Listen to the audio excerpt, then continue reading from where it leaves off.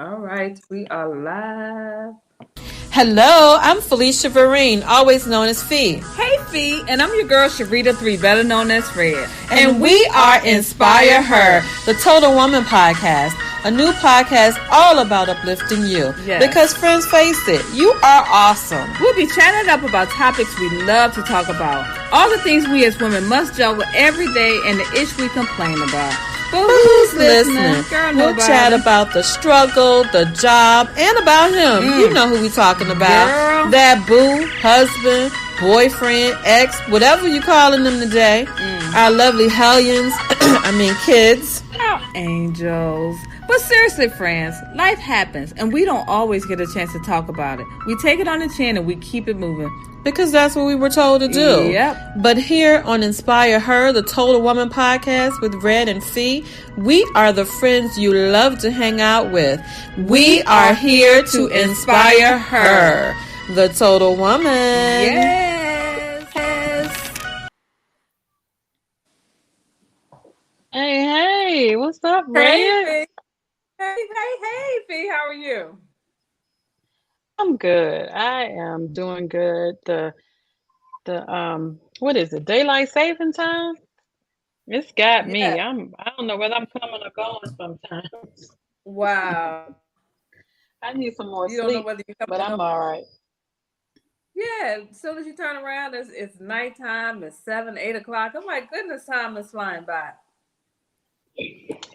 Yeah, but I like the daylight hours. And here in Savannah, we are experiencing the joy of St. Patrick's weekend. So we have tons of people here in our city, all over the place. Traffic like crazy, but you know what? If it makes more money for the city, then so be it. I'll just stay out here and pour. That sounds good. I'm over here coughing. I don't know. I picked up some over the weekend and I'm struggling. So when I mute my mic, because I don't want to be coughing in your ears.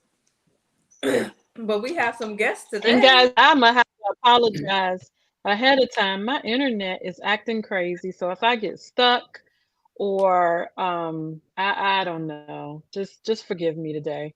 Yeah, we have some guests today. We have Mr. Alex Grant, and we have Mrs. Georgette Jackson. Thank you guys for us today.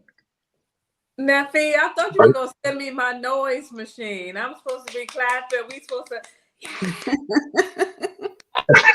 It's okay. Listen, y'all been asking me for this. She been asking me for this machine forever, and I'm going to get it. I'm going to get it. But those noise machines are not cheap. No, they're not. So we're going to have to send you to a class to learn how to use it. Because if I buy it, we're gonna have to hear some noise on this podcast. Yeah, you got our producer, Darius, our producer. He could get us one. Yeah, I'm not listen.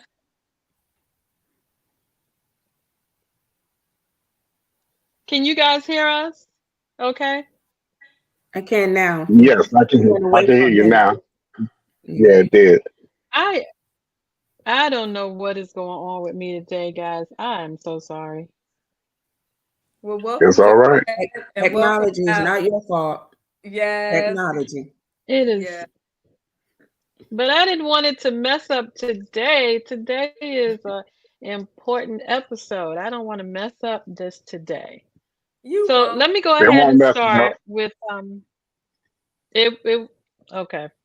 Well, we're going to just say, God, help us. God, please let us get through this and have everybody understand what we are saying. If they don't understand me, at least they'll understand you guys, and I'll just have to deal with it.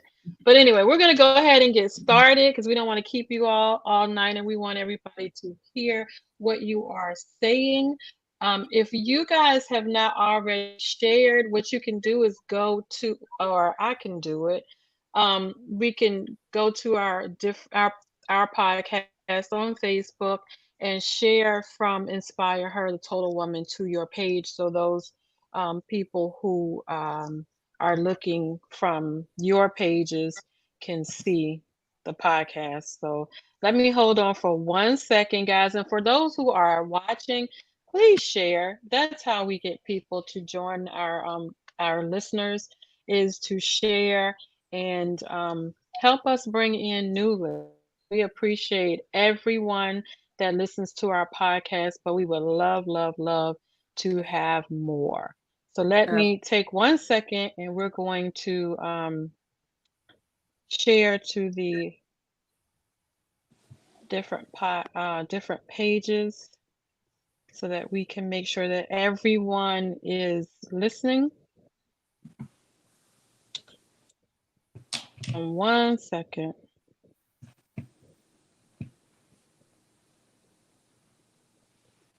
We are excited to hear your story, and hopefully you guys can help some other people in the area. Okay. Yeah. Yes. All right. I am going to start with Miss Georgette. Miss Georgette Jackson was born and raised in Savannah, Georgia.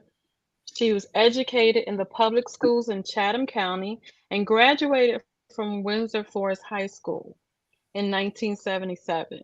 She studied 1 year of business administration at South University. She is the oldest of 3 girls raised by a single mother who passed away in 1998. Georgette is a loving mother of 2 daughters and a son who have all gone on to be with the Lord. Georgette is a proud nana to 5 young children and Gigi to 1 great grand. In 2008, Georgette was led by God to start a 501c3 nonprofit, Divine Rest Incorporated, to assist single homeless women with a goal to purchase a home to help them get back on their feet. After being let go from her job of almost 10 years during the pandemic in 2020, Georgette dedicated herself fully to the work of her ministry.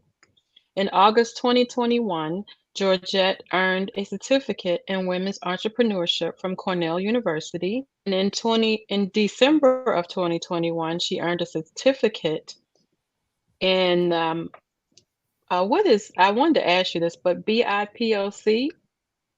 Yeah, it's from a class through United Way, and it stands for Black Indigenous People of Color, BIPOC. That is awesome. BIPOC, Yeah. Nonprofit Leadership Symposium from the United Way of Coastal Empire. Georgette earned a certificate from Light University in Coffee Cup Counseling. You have to talk to us about that. In September 2022, she is currently pursuing her mental health coaching certificate from Light University as well. In addition to all of this, Miss Georgette is a published author of 4 books: 30 Days of Divine Rest, Heart to Heart, Inspiration in the Morning, and her 4th book is an anthology, Champions in the Ring, and she is currently working on her first children's book to be released this year. Georgette is also a podcast host of Get a Grip, Grace, Restoration, Inspiration, and Prayer, which speaks to her heart of those experiencing grief and loss.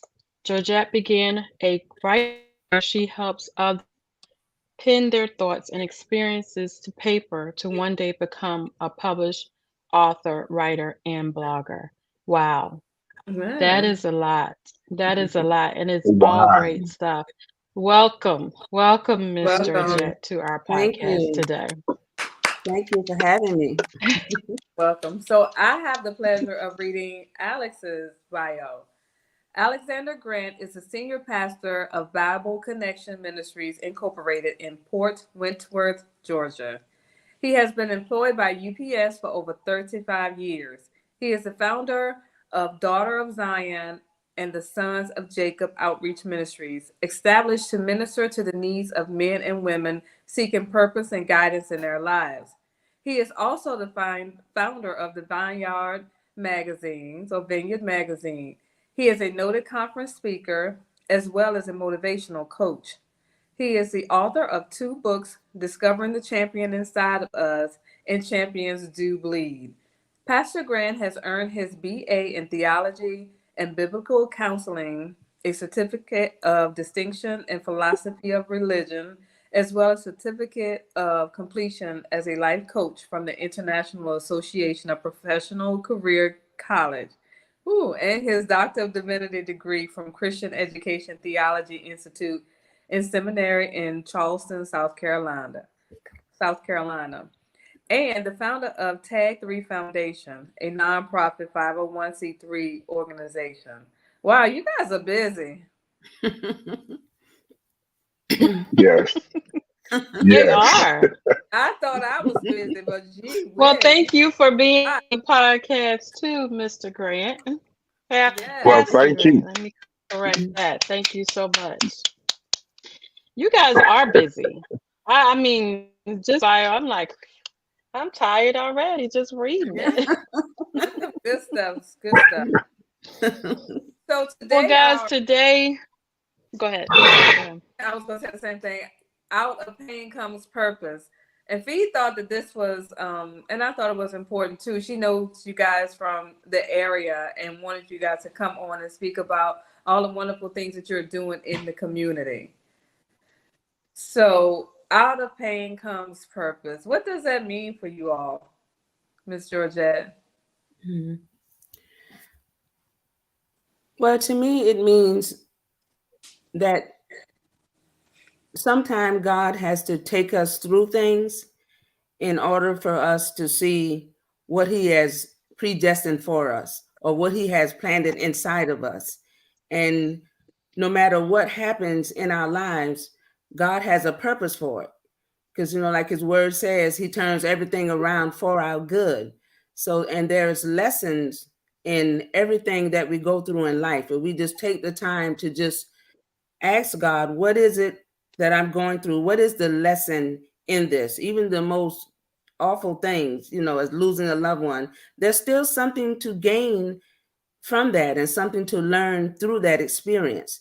And that's where sometimes, and most of the time, that's when you find your purpose. So out of that, all of that pain, there's purpose in that pain. Right. So God didn't take us through all of this for nothing. What about you, No. Alex? What does that mean to you? Out of pain comes purpose. For me, it was turning negative energy into positive energy. And I knew I needed something for the litany of things that were happening in my life, and they were coming repeatedly. And I knew that if I didn't turn that negative energy into something positive, that it would consume me. And so I began to search and began to find out inside of me what could I pull out that would be beneficial, not just for me, but for everybody. And so I just began to just start seeking counsel. I want to be clear about that, seeking counsel, because sometimes, as a pastor, we would tell people to pray, and prayer is essential, but sometimes you have to talk to people, because if you don't talk to people, then you cannot give yourself permission to grieve, give yourself permission to take some time to yourself. And I was being busy, and then I found myself being consumed with being busy and not treating myself right. And so I had to learn how to step aside and say to myself, you know what, you need rest. So out of pain comes purpose for me is just turning negative energy into positive directions. So you guys definitely to agree on that. So reading your bio, Alex, and listening to yours, Georgette, it feels very personal. Share with us a little bit about your story and your pain, if you feel led to. Mm-hmm. Okay, well, as my bio says, I have 3 children that have all gone on to be with the Lord. And the first child I lost was my son. And I was a young woman at the time. I was 22 years old, and I'm telling on myself right now. But I was 22, and it goes to show you the difference how I was, my relationship with God when I was 22 as compared to when I was older and lost my two daughters. There's a big difference because I was practically born in church. You know, my mother was a Baptist, my grandmother was a Methodist, and then I had an aunt, my mother's sister down the street from us, who was a Pentecostal. So I was engulfed in all three of those denominations. I stayed in church. So I knew church, but I found out when I lost my son that I didn't know God. You know, I knew how to go to church and how to praise him and all that, but I didn't have that intimate relationship. So when I lost my son at that age, it really broke me. It broke me down, and I turned my back away from God. Instead of drawing closer to him, I drew away from him. I withdrew from God. And had it not been for, you know, my church family and my parents, my family members praying for me, you know, they had to pray for me in order to get me out of that darkness that I was in, because I didn't want anything more to do with church. I stopped going to church, stopped praying, stopped reading the word, just stopped doing all of that because I was angry. You know, I didn't understand. You know, we prayed for that son, had two daughters already, and that we prayed for that son. So I'm like, okay, God, thank you. He was born in August, you know, then October he was gone. You know, just woke up one morning to check on him in the crib, and he was already dead. He was stiff when I went to touch him. When I went to touch him, it said it was SIDS. Yeah, and so that really, did a number on me. Yeah. So when people tell you, well, God don't give you no more than what you can bear, what you say to that? I know, you're like, really? Really? I mean, yeah, that's exactly what I say. I'm like, really? Really, God? I mean, you really, but then as you get older, you realize that he really doesn't, because he knows the strength you have in you better than you do, you know? And so, but that did, at 22, that just set me back. Wow. Well, it sounds like you were able to recover. What about you, Alex? How is this personal to you? How is your bio and your daughter of Zion, and I think the sons of Jacob? What does that mean to you? Well, my situation was a little different, and actually, Miss Georgette helped me. I've been knowing Miss Georgette for over 20 years at different places that I delivered to, and what happened was 8 years ago, I lost my oldest son. And I came in, and I came into an establishment, and I don't know whether I mentioned it to her or she had heard that I lost my oldest son. And we had a conversation. And at that time, she began to share with me that she had lost 3 kids. And I was like, oh my God, 3 kids. And I was like, wow. She began to tell me about her losses, and she actually inspired me. When I lost my first son, I had just written my book, Champions, Discovering the Champions Inside of Me. And it was like, it seemed like everything just stopped.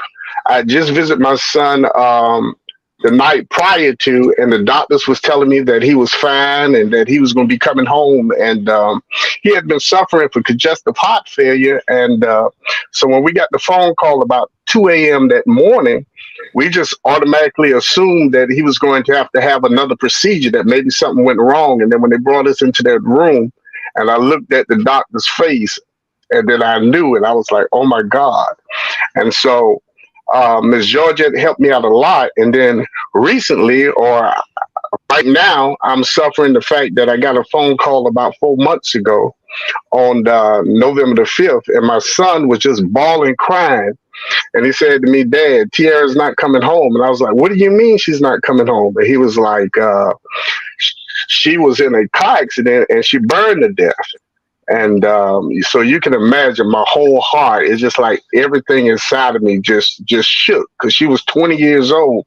She had just recently reapplied for Savannah State. She was getting ready to go into computer forensic science courses. She was getting ready to work at the day that she died on that Saturday, that Sunday, she was getting ready to work at Amazon and their logistic department. So she had a bright future ahead of her, and it just took me for everything. And then I can remember that next day, because I didn't want to tell my father that Saturday, but then that Sunday I told my father, and I literally seen him just, his will for living just seemed to cease. Within 2 weeks, he was dead. So it was like a double whammy. And it was really painful. It was really painful. Recently I had this, recently I came together and thought to myself that for 79 years, I only knew my dad as Superman. And then for that last year, I got to meet the Clark Kent. And, and I felt robbed because, I love the Superman, but the Clark Kent, I really got to know him for a year. I spent the time with him when he was basically unable to do things for himself. And, that void was just like a gaping hole. That void was like a gaping hole, knowing that in 2 weeks that I was back preaching my daughter's funeral and then back preaching my father's funeral. It seemed unbearable. It seemed like everything around me was being crushed. It seemed like everything around me was just piling on me. And I knew that I had to get some peace somewhere. So, for me, it was like one of the most darkest hours in my life. It was like a very dark hour in my life. And then something strange happened. A couple of weeks ago, it was revealed to me the person that my daughter's case is still up under investigation, but I got wind to the fact of somebody confessed to running my daughter off the road through road rage. And so it took me through a gamut of emotions, because then automatically I became angry and frustrated. But then God gave me a vision. I saw myself sitting across the table from the person and watching the anguish and the pain and the guilt that was on him. And all of a sudden, for some strange reason, I began to forgive him, but not only forgive him, I began to reach over and console him. And it was really at that point that I got my peace back. It was at that point I got my peace back. I got myself back, when I was able to forgive and let it go. So, it's been an emotional journey, and but I knew that I had to, for my sanity and for my sake, to get in the corner somewhat and just rest. And like Ms. Georgette said, without the family support and without people that love you and the families and friends that came to the rescue, it can leave you in a dark area. So I just thank God for him allowing and surrounding me with people that cared enough that they set aside moments in their life just to check on me and make sure that I was all right. So while Alex, I know that you are a preacher, what did it take for you, or how are you inspired to get out there and preach to others when you're so broken on the inside? Because that's incredible. For me, it's therapeutic. I have been to the hospital, and I have not say final say so, but I've been with members whose husband was at the point of death, and because they were so emotionally torn that they allowed me to sit in and to help with final decision. And what happens is that through your pain, and like Sister Georgette said, sometimes you don't think that you have the propensity to come out of a situation, but it's in that time that God really shows himself. So for me, I had two choices: either to give up or to get back up. And for a moment, it felt like, wow, how do I come from this? How do I get out of this? I've just lost my heart, part of my heart. There's a gaping hole. And then now my rock, who's always been there for me. And for me, getting out and ministering and giving back really helped me. It really consoled me. It really consoled me, as well as talking. I went in and I talked to a grief counselor. So between that and talking, it really helped me. It really helped me. It really helped me. Awesome. Mr. Oja, tell us a little bit about some of your nonprofits. I know you read it, but can you get a little bit more detailed about the first one and, tell us about. Okay, before I do that, I want to ask Pastor Alex something, because he said 8 years ago that I helped him. And I just want to know, what month was that in 8 years ago when you lost your son? I lost him December the 3rd. I lost him December the 3rd, and you really helped me by me seeing your strength, because it was I didn't know that I could stand. It's like it took everything out of me. And what was so strange, if I may go back to this. Each time the Lord allowed me to speak into my children's life right before they died.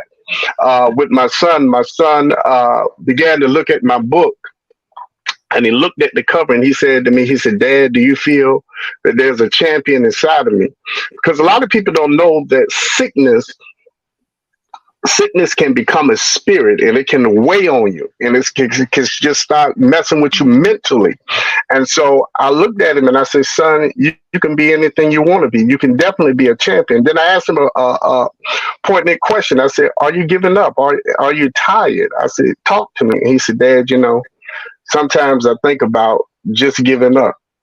And it wasn't less than 72 hours. He was gone. Wow. He was gone. And then with my daughter, the night before she died, I talked to her and I told her, I said, "Don't make me live a life asking the question why or what could I have done different."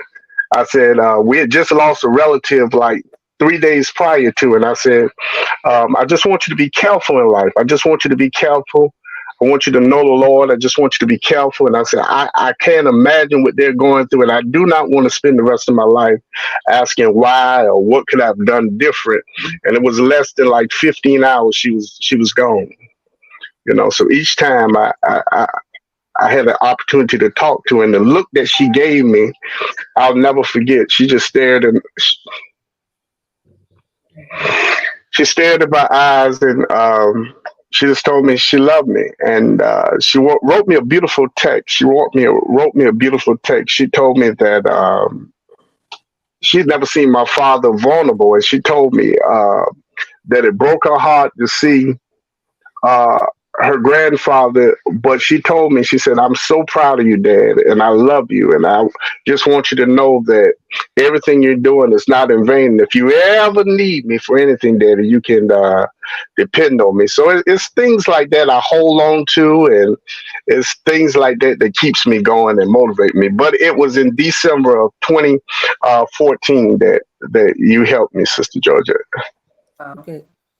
Ladies, the reason why I asked that, because 8 years ago, that's when I lost my last surviving daughter. And that's why I was trying to see what month, what month it was, because I lost my oldest daughter in November the 14th of 2015. So it'll be 8 years this November. Yeah, this would be 9 for me. It'll be 9 for me coming up this December. Yes. Yeah. Wow. But you were asking about my nonprofit, and it's called Divine Rest Inc., and it is a nonprofit to help single homeless women get back on their feet. And I had never thought that I would be starting a nonprofit, because I had no idea what a 5 or O or 1 to C, nothing. I knew nothing. I was just as green as I could be, because I'm steady working on my job, working at a real estate company, and thinking that that was it. But I remember that I started feeling like I was getting bored with my job, and I didn't understand why, until I went on that was my first time going on a 21-day fast. And I was watching this preacher, Jensen Franklin, on TV, and he said his church was going on a 21-day fast. And I just felt led to try it. So I said, well, okay, I'm going to do that because I want to know. I said, God, I know there's more to me just going to work every day, coming home, going to work, coming home. I started feeling like that was just mundane, and I didn't understand what was going on. And so I said, there's got to be more to life than just this. And after that, I did it that January of 2008. And in February of 2008, I went to work and came home and turned the TV on. And there was this news report about this homeless shelter for single homeless women that had just abruptly shut down. The lady had lost the house and the women had nowhere to go. They just had to get their stuff and just go. No place to go. And I started sobbing and crying like a baby. And I didn't know what was happening to me. I mean, I'm just falling to my knees and just crying like, oh my, it broke my heart. It's not that I've never cared about people. I've always had a heart for hurting people. That was something different. And I didn't understand what was happening. But that night when I went to sleep, I had a dream. And in that dream, the Lord showed me Matthew 11:28. Come unto me, all you that labor and a heavy burden, and I will give you rest. So I'm wondering, what all this. Wow. And so also in that dream, he showed me that he wanted me to go. He said, go in the woods, go underneath the bridges, and find my forgotten daughters. And he said, forgotten by society, but not by me. And let them know that I see them and I love them. I mean, I'm seeing all this in my dream, and he said, I'm going to give them divine rest. And he said, but I'm going to usher you into my divine rest first. And then once I usher you into my divine rest, I want you to be able to pour it out to them, And so I woke up that morning and I'm writing all this down, everything I saw in my dream and the scripture and everything. And he also told me about the home, that you're going to have a home to house these women, not a shelter. He said, you're going to give them more than just a place to lay their heads, but you're going to work with them from the inside out, because they got to be healed from within before, people say, oh, you need to get a job, but you got to get that mindset change. You got to get them healed from the inside, like he said. And I didn't tell anybody about the dreams. I just had it. So I get up that morning, I go to work as normal. And then I get a phone call from Yvonne Pryor, who runs Inner City Night Shelter. And she and I have known each other for years. And she said, can I come by your office and see you? And I'm like, yes. Just wondering why. And she said, because God showed me you in a dream last night. And he said, you have something to tell me. Now she knows all about a 501c3 because she's running a women's shelter, and I just started bawling because I hadn't told anyone. That was a dream. Wow. And so that's how Divine Rest started. So she came into my office and she said, well, you need to do a 501c3. And I'm looking at her all starstruck. I'm like, I don't know what that is. So she started telling me, a little bit about it and told me who to get in touch with and everything. And God just started. It just happened so fast because, God knows us. And he knew that I'm a procrastinator when it comes to something that I've never done before. I didn't know what this was. I was going to think about it. Let me try to figure out some stuff. Right. First. But God set up the appointment. I called the guy and he said, can you come today? I mean, that's how fast God moved. He said, can you come today to my office so we can work out the details about a 501c3. I had no money, didn't know how much it cost, didn't know anything. First, the guy asked me, said, do you have any money? I'm like, no. You tell me how much it costs, but God is so strategic. This man did not know me. This is the first time I met this guy. I want you all to know that this man front the money for me to start that 501c3. Wow. He said, I don't know you, lady. He said, I don't know you. He said, but evidently you know God and God knows you. So he That is said, Holy Spirit told me to cover this this payment for you. So that's what I'm going to do. He said, because there ain't going to be no blood on my hands. You know, he was a comedian. Wow. You know, I'm not going to get in trouble with God. And that's how Divine Rest got started. It's amazing. wow. That is Wow. amazing. How can Yeah. how can That is others get amazing. involved? How can others get involved with Divine Rest? We have a website. You can go to our website, and it's www.divinerestinc.org. And you'll see it has my story on there, and it has everything about the organization, how you can help, how you can be a sponsor for different events. It's all on our website. Gotcha. That's how it came about. Wow, that's amazing. Wow. It seemed like it was just Yeah. divine and it just Yes. worked Mhm. itself out. Yeah. Alex, tell us about your nonprofits. Okay, mine is called Tag 3 Foundation, and it is a derivative of my daughter's initial as well as my dad, but it is a foundation that represents three three different generations: my father, myself, and my daughter. And my daughter was a giver. She didn't have a whole lot, but she loved to give. She was somewhat comedic. She would give, and she would give her last, and then she would call me and she would like, Dad, I just seen somebody and they needed something, and I only had this amount of money, so I gave it to them, and I need you to cash out me because I need gas in the car. I need to get something to eat, you know. So she was a giver. My dad was always a component of education from a young age. He always made sure that we stayed in the books. He was a stickler for handwriting and math and everything. Even when my dad had a stroke and a heart attack, he couldn't even really talk, but he would take his left hand, and even if he was scribbling, it still looked immaculate. I mean, this man practiced countless of hours, and he had me practice countless of hours also. And so, sort of like Sister Jackson, the night before I got up to preach my daughter's funeral, the Lord shared with me that I'm going to keep you and I'm going to get you through this, and you're going to start up a foundation because, you know, what people don't understand is really okay. You have a right to question God when you don't understand something. You have a right to question God. And so I was asking God, I was like, God, how am I going to make it? At that time, not knowing that my dad's death would be 2 weeks, but the day of the funeral, you know, my dad being my rock, the day of the funeral, I went to him and I was like holding him. I was like, okay, Dad, you was with me with my son. Now it's my daughter. Now, leaving from the hospital, they're telling me, I don't know if your dad is going to make it past the day. And I'm like, I got to go and preach this funeral. And now you're telling me you don't know if my dad going to make it past the day.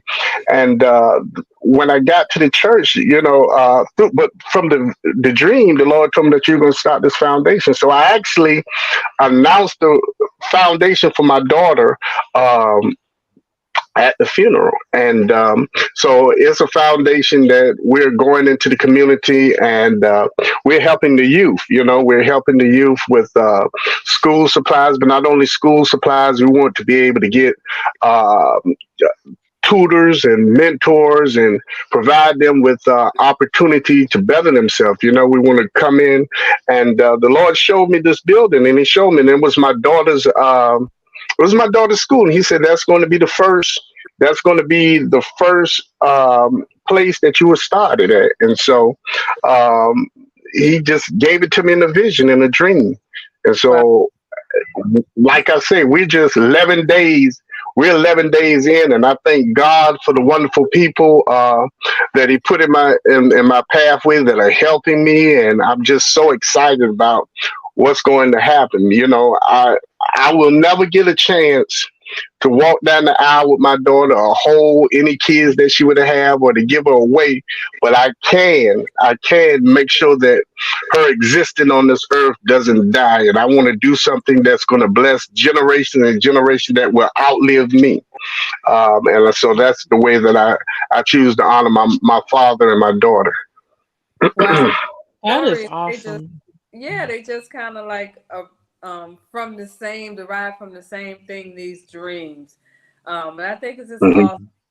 And it feels like you both are kind of living in your purpose. So, what were some of the challenges, or are some of the challenges and rewards of your journey to kind of give back and honor your loved ones?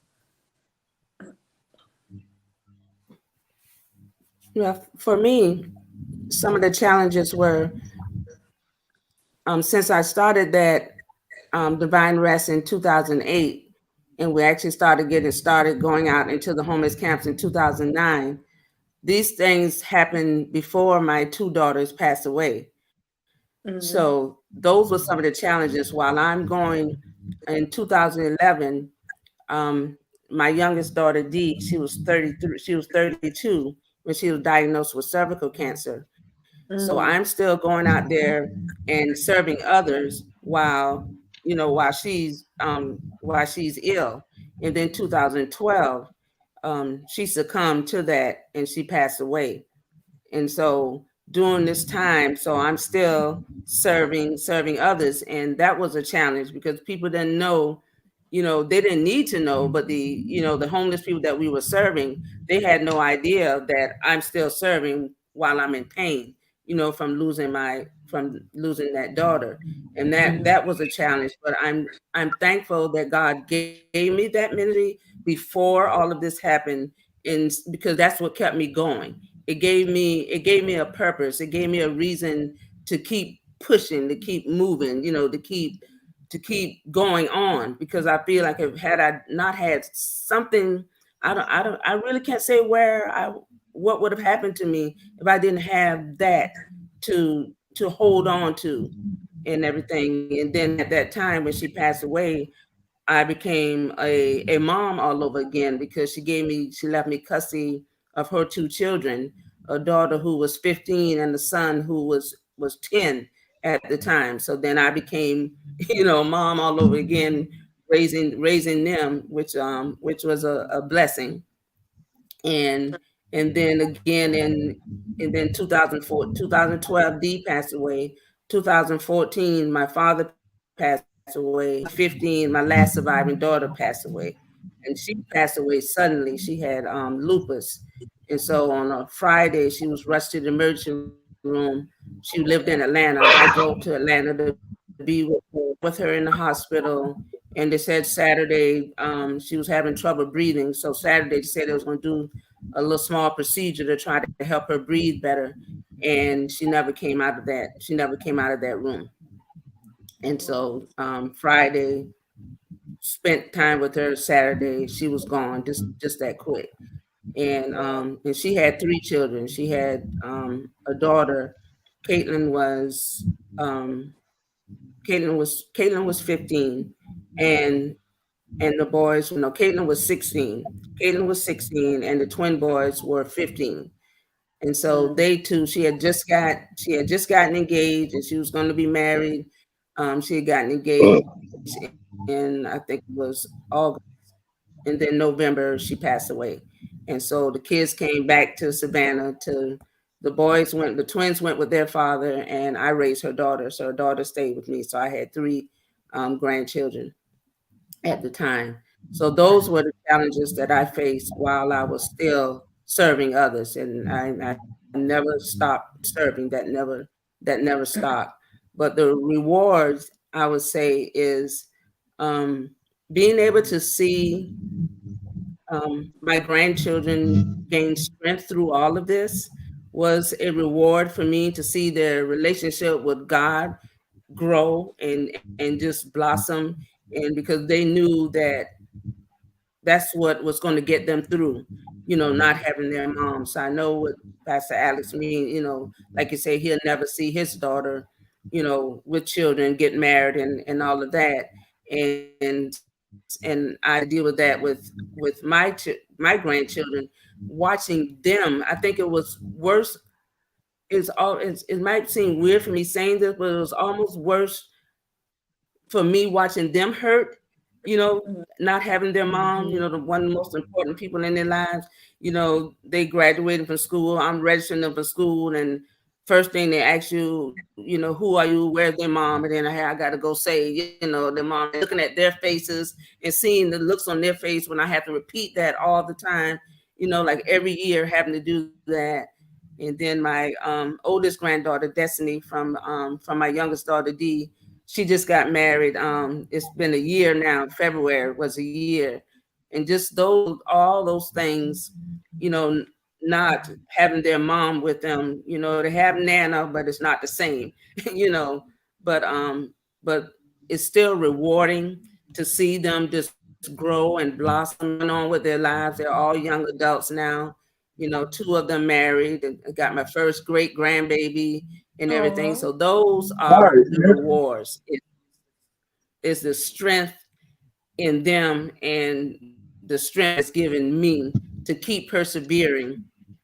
And because I remember the scripture that God, another scripture he showed me, deals with me a lot in dreams, showing me scriptures, and he showed me 2 Corinthians, I believe it's 12:9, where it says, my grace is sufficient for you, for my strength is made perfect in your weakness. And so I hold on to that scripture. Whenever I feel weak, I always remember that scripture and hold on to that. And so helping me get through. So those little nuggets like that God gives me, those scriptures are all rewards. And just to see also on the flip side, to see some of the homeless people that we call neighbors, because we don't give them the word homeless. We call them neighbors, give them a more dignified name. We call them neighbors throughout our organization. And to see our neighbors, to see some of them come to Christ, and to see some of them transition from homelessness into a place of their own. And it's just, that's very rewarding too. Yeah. Okay. Awesome. What about you, Alex? What were some of your challenges and some of your rewards in your journey to give back? Well, mine is still going on. Mine is still going on. But my biggest obstacle was giving myself permission to take time off. I somehow felt like, and I had to give myself permission to be able to say no. And I know that seems strange, but I'm the type of guy that I'm always doing something. And it seemed like right after all of this happened, I lost 3 cousins to a fire. They died in a fire.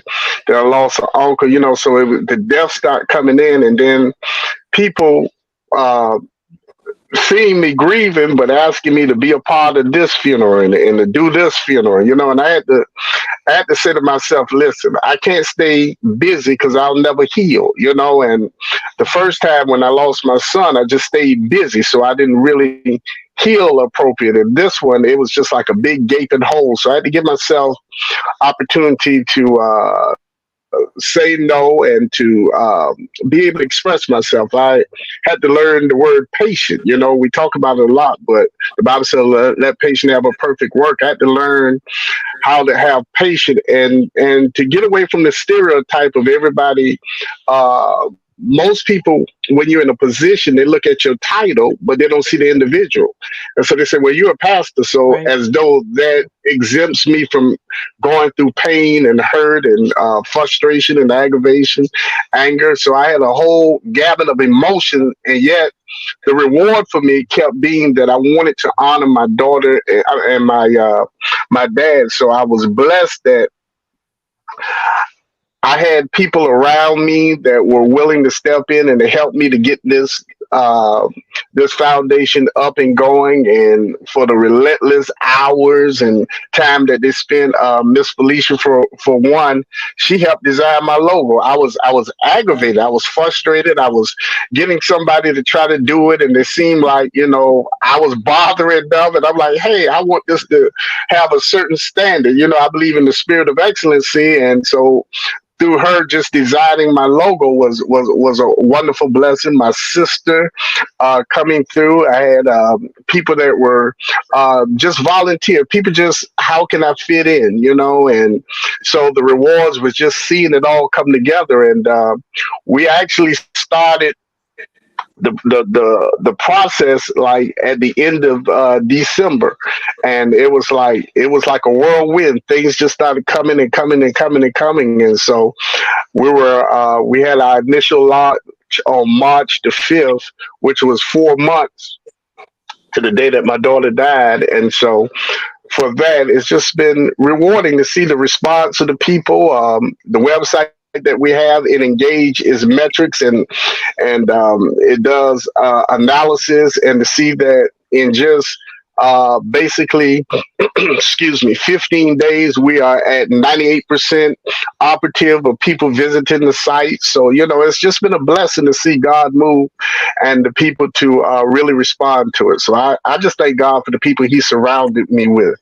That's been my reward, seeing them not giving themselves completely to seeing that this vision come to pass. So without them, it could have been a whole lot longer. And let me just say this, and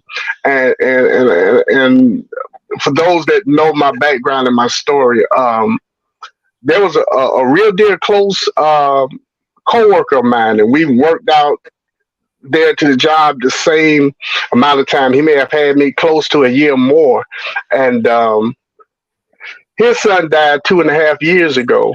But because he did not take that positive energy, yesterday he died. And he died because he isolated himself. He drank himself to death.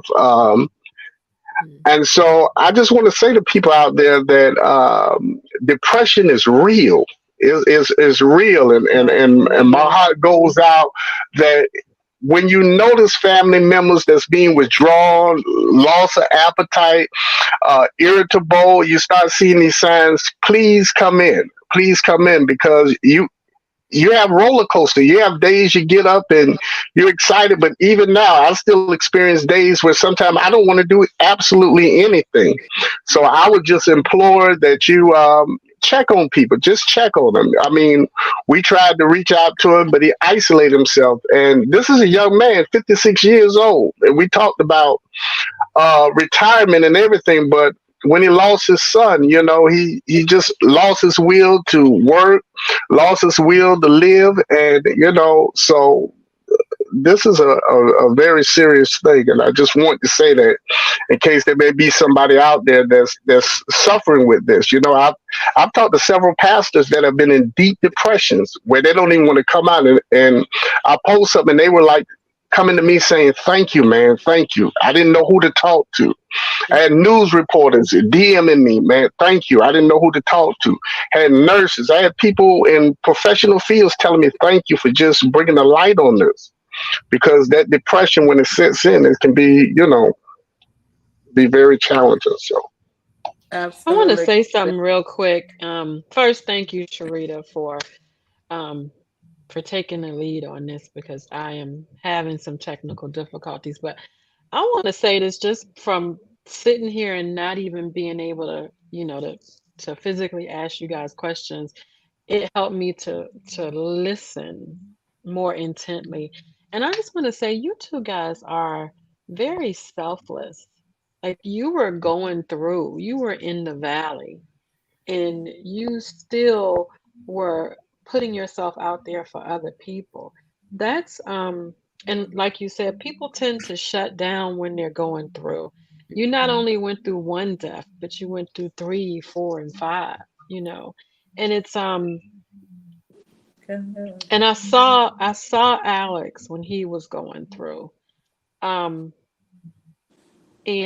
I didn't know how he was continuing to go to church and preach and help other people every day while they were in the valley. And just listening to you, Miss Georgette, I commend you guys. You all are definitely God sent people. I can say that to you. That's I'm getting a little caught up, but that is you guys are good people, good God sent people, and I appreciate you. I definitely appreciate you and the work that you're doing. And I want to help as much as I can. I want you to tell people how to donate to your organizations. And I think you've already told them. We have the websites up here so that if they want to volunteer, they can. But I want to see your organizations succeed. Um, and I want to see you guys doing as much as you can for your. I know Alex is working with children and you are working with homeless women. I just want to see everything that God has for you, has for your organizations to come through as big as they can. And as much as we can do to help you, we will. And I apologize for getting emotional. That's Oh just no, That's okay. that's just That's okay. that's just me. Don't apologize. And I would like to say that Inspire Her will donate to each organization. Thank I you. own a company that provides services to at-risk children, at-risk adults, and my company will donate to each organization as well. Thank you. Thank you. Thank Yeah, you. I appreciate Thank you you both. guys. Amen. Thank you both. Amen. Can I say this? Even though we are working with children, um, that doesn't exclude us from helping out. So, Miss Georgette, whenever you need some help, you can always call on me. I'll be there with Same you. here. Same here. Yes, ma'am. Yes, Yeah. You ma'am. guys are. I appreciate you guys for coming on here. Absolutely. And the it just shows how things work. I met Alex and I thought what he was doing was great, not only as a pastor, but then this happened. And I kept telling him, I need to get you on the podcast. People need to, hear and what you're doing. And he said, well, can I bring a friend? And I'm like, okay, sure. And that's how I'm meeting Miss George. It's just, I think I blinked out a little bit, but that's how I met Miss Georgette. And I appreciate the connection, Alex, bringing her on because I can see myself doing Thank some you, work Alex. with her.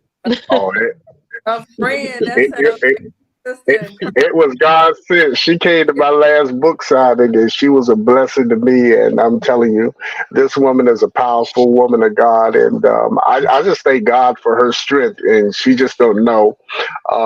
Seeing her resilience really, really, really helped me. And one thing she said that is so true is it's in times like this that you see a different level of who you are. It's like a manifold. God's just not revealing something inside of you because on the surface, I'm quite sure she would tell you if somebody told her you're going to lose 3 kids and you're going to do this and that right here. And yet in the midst of all of that day, you're still going to be able to do that. Before going through it, she would have probably told you were crazy or something. Right. I know I would have, but Exactly. it's just you don't know what you have inside of you, and so I take no credit for anything. I just thank God for just using me, and like I said again, and I can't express this enough. You got to have great support system. You got to have people that you can talk to. You got to Yes. have people you can talk to. And, and I hate to say this, but as pastors, sometimes we just tell people, go pray. And, praying is essential, but you really need to be able to talk to somebody and you need to be able to listen. You need to find people Yeah. that will listen to understand and not just listen to respond. So I just thank God for you guys giving us an opportunity to be on this because it's a blessing. It's a blessing. It is. Thank you so much. It's our pleasure. It is definitely our pleasure. And anything else that you guys want to add before we end? I'm full. I feel like I've been at church. I Oh am my God. full. Oh, I just want to publicly say thank you, Felicia. You came to my daughter's funeral and my father's funeral, and that was a blessing. Also, you gave your time up to be there to support, so that was a blessing. So thank you, And you put out a post, and Sister Sarita had responded, and she said she was praying for the family. And whenever I see stuff like that, I don't take that lightly, because you don't have to waste your time to respond like that. And so I want to tell Sister Watkins, thank you, and thank you for the hospitality of wanting to be a blessing to our foundation. And I just pray that God would just supernaturally just bless you for opening up and wanting to bless us. So thank you so much. Thank you so much. Yes. You're welcome. Thank you. Mental health is my life. That's what I do. Yeah. All right. Yeah. But we appreciate you, two blessed souls. You guys have really blessed us tonight. All right. Thank you. Thank you. Thank you. All right. Have a good night. We are here to inspire her, the total woman. Yay!